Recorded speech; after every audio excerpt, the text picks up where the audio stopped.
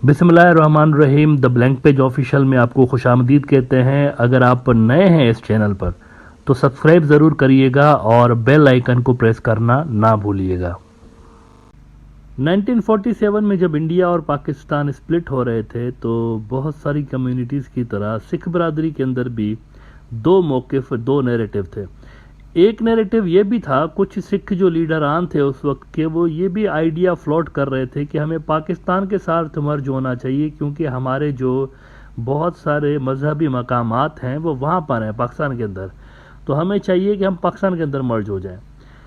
लेकिन मेजॉरिटी जो थी सिख लीडरान की उस वक्त, वो असल में गांधी जी के साथ थे और उन्होंने ये डिसाइड किया कि जी हम इंडिया के साथ मिल जाएंगे। और इसकी वजह ये थी बेसिकली कि उनको बहुत सारे सब्ज बाग दिखाए गए थे, सुनहरी ख्वाब जिसे कहते हैं।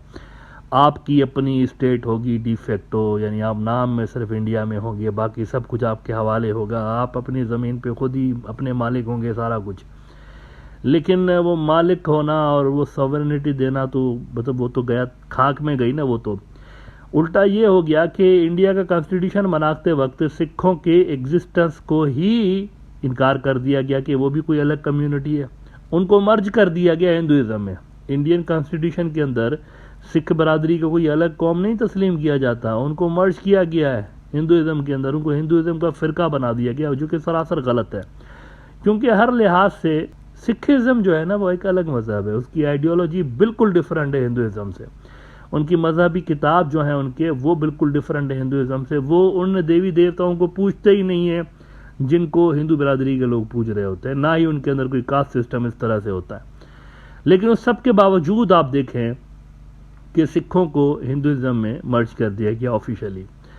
और बुरी तरह से अगर बहुत ही बेदर्दी के साथ कोई कम्युनिटी यूज़ हुई है ना इंडिया के इंटरेस्ट के खिलाफ, दूसरों के इंटरेस्ट के खिलाफ, तो सिख बरादरी है। क्योंकि इंडिया की फ़ौज के अंदर सबसे ज़्यादा सिख हैं। अगर ये चाइना से लड़ते हैं तो भी सबसे ज़्यादा सिख मारे जाते हैं, क्योंकि फ़ौजी सबसे ज़्यादा इनके सिख हैं। पाकिस्तान से इनकी जंगें हुई हैं, सबसे ज़्यादा सिख मारे गए हैं। इसी तरह 1947 में जो गदर हुआ था उसमें भी सबसे ज़्यादा सिख मारे गए थे, उधर से मुसलमान, इधर से सिख सबसे ज़्यादा मारे गए। तो ये एक सिख कम्युनिटी का अलमिया रहा है कि उनको इंडिया के अंदर मतलब बहुत ज़्यादा मिसयूज़ कह लें आप, या गलत तरीके से उनको यूज़ ज़रूर किया गया है, और वो भी झूठे वादे करके, झूठे लारे लप्पे दे के। अब इस सब का आखिर में नतीजा ये निकलता है कि सिख बरादरी के अंदर से एक सेपरेटिस्ट मूवमेंट जन्म लेती है जिसको खालिस्तान कहते हैं। अब खालिस्तान 90s के अंदर और 80s में तो पीक पे पहुंच चुका था, बल्कि इस हद तक कि जो इंडिया की जो एक प्राइम मिनिस्टर थी उनको खालिस्तानियों ने कत्ल कर दिया, क्योंकि उन्होंने क्रैकडाउन, ब्रूटल क्रैकडाउन ऑर्डर किया था सिख बरादरी के ऊपर। और उनकी जो मुकद्दस तरीन मकामात हैं, गोल्डन टेम्पल, उसके अंदर जाके घुस के वहाँ पर उन्होंने कत्ल व गारत मचाई। अब ये वो घाव है जो कि सिख बरादरी आज तक नहीं भूली। और खालिस्तान की मूवमेंट उसके बाद चलती रही, कभी ये स्लो होती रही, कभी ये तेज़ होती रही। लेकिन इस वक्त क्या हुआ है कि 2014 में अगेन जब से इंडिया में हिंदुत्व की सरकार आई है, तो दीगर माइनॉरिटीज़ की तरह सिख कम्युनिटी के अंदर भी एहसास महरूमी बहुत ज़्यादा बढ़ा है। और ये एहसास महरूमी पिछले सालों में और ज़्यादा बढ़ गया जब किसान मूवमेंट स्टार्ट होती है। नाउ किसान मूवमेंट इस वजह से स्टार्ट हुई क्योंकि ये जो नॉर्थ इंडियन बिजनेसमैन हैं, जिनमें से बेशतर जो है वो बीजेपी के फाइनेंसर्स रहे हैं, अडानी, अंबानी और ये सारे, इनको पंजाब की ज़मीनों के ऊपर एक तरह से कब्ज़ा दिलवाने के लिए कुछ कानून मुतारिफ करवाए गए। और उन कवानीन में इस हद तक ख़तरनाक बात थी कि अपनी मर्ज़ी से ये फसलें भी नहीं काश्त कर सकते थे। अब नतीजतन इसके ख़िलाफ़ किसान वैसे उसूली तौर पर तो सारे इंडिया के बाहर निकलने चाहिए थे, लेकिन सबसे ज़्यादा जो किसान बाहर निकले वो पंजाब के निकले। और पंजाब सिखों का मरकज़ है, ज़ाहिर सी बात है। पंजाब से सबसे ज़्यादा किसान इसलिए निकले क्योंकि पंजाब के अंदर मेन जो इंडस्ट्री है वो है ही एग्रीकल्चर। पंजाब डायरेक्टली डिपेंड करता है दो चीज़ों पे, एक तो एग्रीकल्चर, दूसरा फॉरेन रेमिटेंसेस में। उनके बेशतर लोग जो है, बड़ी तादाद में जो सिख हैं, वो इंडिया से बाहर भी रहते हैं। ये वो स्टेट है जिसमें आपको शायद सबसे ज़्यादा लोग बाहर रहते हुए नज़र आते हैं। इनके तकरीबन हर दूसरे तीसरे घर का कोई ना कोई बंदा बाहर मुल्क सेटल होता है, कनाडा में और यूरोप में और इधर उधर। तो ये दो पिलर हैं इनकी इकोनॉमी के, एग्रीकल्चर और ये जो रेमिटेंसेस भेज रहे होते हैं। नाउ सिख बरादरी के ये जो किसान बाहर निकले, तो इनके साथ बजाय इसके कि हिंदुत्व के जो सरकार है इंडिया के अंदर वो इनके मसाइल हल करें, इन्होंने इनके साथ पंगा लेना शुरू किया। मतलब रवायती तौर पर जैसे ये मुसलमानों के ऊपर ये क्रैकडाउन करके इनका एक माइंडसेट बना हुआ था ना कि बस डंडे मारेंगे तो सारे सीधे हो जाएंगे। जैसे मुसलमानों के खिलाफ दिल्ली में जैसे एनआरसी और सीएए के खिलाफ कवानीन पास किए गए, तो आपने देखा कि मुसलमान जब बाहर निकले तो डंडे सोटे मार के उनको सीधा कर दिया। या कश्मीर के अंदर जैसे ये डंडे सोटे मारते रहते हैं, तो इनको लगा कि यहाँ भी डंडे सोटे काम है, इन्होंने डंडे सोटे चला दिए सिखों के ऊपर। अब इसके बाद क्या होता है कि वो जो मूवमेंट थी वो ख़त्म होने की बजाय और ज़्यादा बढ़ गई और इसके अंदर नेशनलिस्टिक एक एलिमेंट आ गया, क्योंकि कम्युनिटी का एक जो सेंस है ना इनके अंदर बहुत ज़्यादा है सिखों के अंदर, और वो होना भी था। जो भी कम्युनिटी मार्जिनलाइज्ड होने लगती है, कश्मीरियों के अंदर भी बहुत ज़्यादा है कम्युनिटी का, तो जो भी मार्जिनलाइज होने लगती है ना कम्युनिटी, तो वो आपस में जुड़ने लगते हैं। ये एक नेचुरल एक नेचर का कानून है। तो उसके चलते फिर ये होता है कि आखिर में तो खैर मोदी सॉरी करके पीछे भाग गया कि नहीं मैं तो नहीं पास कर रहा, कौन कहता है कि मैं ये किसान बिल मंजूर कर रहा हूँ वगैरह वगैरह, वो तो भाग गए वहाँ से। लेकिन इसके नतीजे में एक बहुत बड़ा नुकसान इंडिया को ये हो गया कि खालिस्तान पहले से कहीं ज़्यादा तेज़ी के साथ उभर के सामने आ गया, और खालिस्तान की जो डिमांड थी वो पहले से ज़्यादा और भी शदीद तरीके से सामने आती रही। अब ऐसे में ये जो अमृतपाल सिंह के वाक़यात हुए, अमृतपाल सिंह को पकड़ने के लिए पूरे इंडिया की पुलिस को लगा दिया गया है, रॉ को, अभी तक खुदा जाने किधर है वो कोई पता नहीं चल रहा उनका। वीडियोस आते रहते हैं उनके कि मैं सेफ हाउस में हूँ, एक जगह पे बिल्कुल सुरक्षित हूँ और सिख बरादरी मुतहद हो। लेकिन अब बहुत परेशान कुन खबर मोदी सरकार के लिए और इंडियन आर्मी के लिए ये आ रही, जैसे कि मैंने बात की कि इंडिया की आर्मी में सबसे ज़्यादा कोई कम्युनिटी है तो वो सिख बरादरी है। हालांकि इनको वैसे मार्जिनलाइज्ड वहाँ पर भी किया जा रहा है, ग्रेजुअली इनका नंबर कम किया जा रहा है, क्योंकि आरएसएस और हिंदुत्व वालों को पता है कि हिंदू राष्ट्र के अंदर उनको हिंदू फोर्स चाहिए, अपर कास्ट जो डोमिनेटेड हिंदू फोर्स है वो चाहिए इनको। तो सिख बरादरी ग्रेजुअली जैसे 1947 में जो नंबर रेशो इनका था ना वो आज उससे कहीं कम है, लेकिन नेवरदलेस इस वक्त भी वो सबसे ज़्यादा कम्युनिटी अगर कोई है तो सिख बरादरी है फौज के अंदर। अब फौज के अंदर मिस्टीरियस किस्म के वाक़यात पंजाब के अंदर रोनुमा होना शुरू हुए हैं।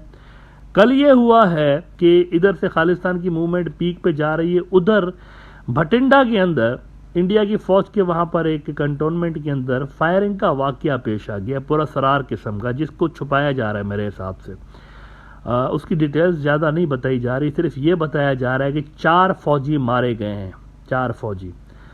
राइटर्स ने खबर लगाई है कि 4 soldiers killed in firing at Indian military base, shooters at large. और इसी को एनडीटीवी ने रिपोर्ट किया, 4 jawans dead in Punjab army station firing, missing rifle part of probe. ये इंटरेस्टिंग बात है कि कुछ रोज़ पहले क्या होता है, इस वाक़ये से कुछ रोज़ पहले एक राइफल और राउंड कुछ जो थे वो चोरी हो जाते हैं, असला डिपो से उसी जगह से चोरी हो जाते हैं, और उसके 2-3 दिन के बाद ये वाक़या पेश आया है। और कहा जा रहा है कि वो जो राइफल चोरी की गई थी उसी से ये वाक़या किया गया है, यानी इंडियन आर्मी के अपने ही असले से उन्हीं के लोगों को धपड़धूस किया गया अंदर से, क्योंकि बाहर से आके किसी ने कार्रवाई नहीं की, अंदर से की है। तो प्रोबेबली वो जो सिख सोल्जर हैं जो कि pro Khalistan element Indian army के अंदर भी मौजूद हैं, जिनके साथ ज़्यादतियाँ होती रहती हैं, प्रोमोशंस, और इनमें हिंदुत्व के अपर कास्ट वालों को, जैसे कि मैं यहाँ पर बात कर चुका हूँ कि कास्ट सिस्टम इंडियन आर्मी में भी है, तो अपर कास्ट वालों को ज़्यादा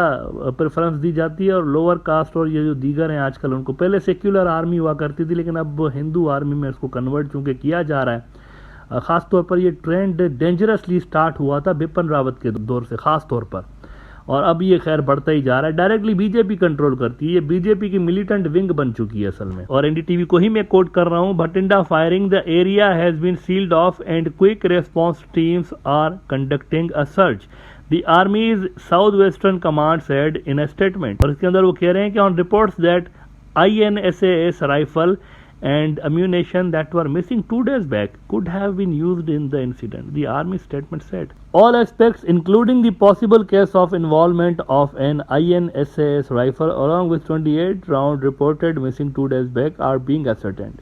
और इसी राइफल के हवाले से हिंदुस्तान टाइम्स ने भी कहा है कि INSAS rifle 28 bullets went missing on Monday from Punjab army base. तो one thing is quite clear apparently कि ये इनसाइडर जॉब है, मतलब अंदर से ही हुआ है, फौज के अंदर से ही ये चीज़ हुई है, किसी ने वो राइफल पहले चुराई है। और ये जाहिर सी बात है, एक बंदा तो कर नहीं सकता ना, ये तो मतलब ग्रुप होगा पूरा, तभी तो ये टीम हुई है ना। राइफल असला उठाना आर्मी का इतना आसान नहीं होता। इसका मतलब है कि वो असला वहाँ से पहले चोरी करवाया गया है और फिर ये वाकया हुआ है। इसका मतलब है कि वहाँ पर ऐसे ग्रुप्स आर्मी के अंदर बन चुके हैं जो कि सिस्टम से खुश नहीं है। ये जो मोदी जो कुछ भी करने की कोशिश कर रहा है इंडियन आर्मी के साथ या सोसाइटी के साथ, या आरएसएस हिंदुत्व वाले जो कुछ भी करने की कोशिश कर रहे हैं, इससे इंडियन माइनॉरिटी के सेक्शंस जो हैं वो खुश नहीं है हर जगह पे, आर्मी के अंदर भी। और ये सबसे डेंजरस बात है कि आर्मी के अंदर से अगर इस तरह की चीजें, देखिए ये कोई पहली बार नहीं हुआ, नेवी के अंदर भी ऐसा एक बार पहले हो चुका है, कुछ महीने पहले ऐसे एक वाकयात हुए थे। लेकिन इंटरेस्टिंग बात यह है कि इसको छुपाया जाता है, मतलब इसको ओपनली जो है ना, इंडियन आर्मी आपको पता है आजकल मोदी साहब के प्रमोशन के लिए ज़्यादा यूज़ होती है, बजाय इसके कि वो चाइनीज़ थ्रेट को देखे। और इसको मोदी के कैंपेन के लिए जब भी इलेक्शन होते हैं, मोदी इनसे कोई ना कोई कांड करवा देता है। उड़ी का जैसे फॉल्स फ्लैग ऑपरेशन होते हैं या फिर फेक सर्जिकल स्ट्राइक और ये सारा कुछ। लेकिन जो स्टेटमेंट्स आती हैं वो भी काफ़ी ड्यूबियस किस्म की आती हैं। वो जो नेवी के अंदर इनका वाकया हुआ था उसको छुपा दिया गया था, प्रेस स्टेटमेंट में कुछ ज़्यादा इसका डिटेल उसकी बताई नहीं गई थी। लेकिन बहुत सारे सोर्सेज क्लेम कर रहे थे कि खालिस्तान के जो सपोर्टर्स हैं वहाँ पर भी उन्होंने ये किया है। लेकिन ये जो इंसिडेंट हुआ है ना, ये पर्टिकुलरली इम्पॉर्टेंट है क्योंकि ये पंजाब के अंदर ही हुआ है और ऐसे वक्त में हुआ है जब खालिस्तान की मूवमेंट जोर पकड़ रही है। अब देखते हैं कि इसकी क्या वो प्रेस स्टेटमेंट जारी करते हैं। मोस्ट प्रोबेबली वो खालिस्तान वाला जो एलिमेंट है ना उसको दबा देंगे और वो कुछ गोल मोल सी स्टेटमेंट जारी कर देंगे, क्योंकि उनको पता है कि इंडिया की आर्मी में बड़ी तादाद में सिख बरादरी के लोग हैं और अगर इस किस्म के वाकयात पब्लिक होना शुरू हुए तो उनके ऊपर भी जाहिर सी बात है बड़ा असर पड़ेगा। तो मेरे ख्याल से वो इसको गोल करने की बात को गोल करने की कोशिश करेंगे और हकीकी जो फाइंडिंग्स हैं वो शायद रिपोर्ट ना करें अपनी मीडिया के अंदर। लेकिन खैर इंटरनेशनल मीडिया तो मौजूद है, कहीं ना कहीं पे तो ये चीज़ें छप जाएंगी, रियलिटी जो होगी वो सामने आ ही जाएगी।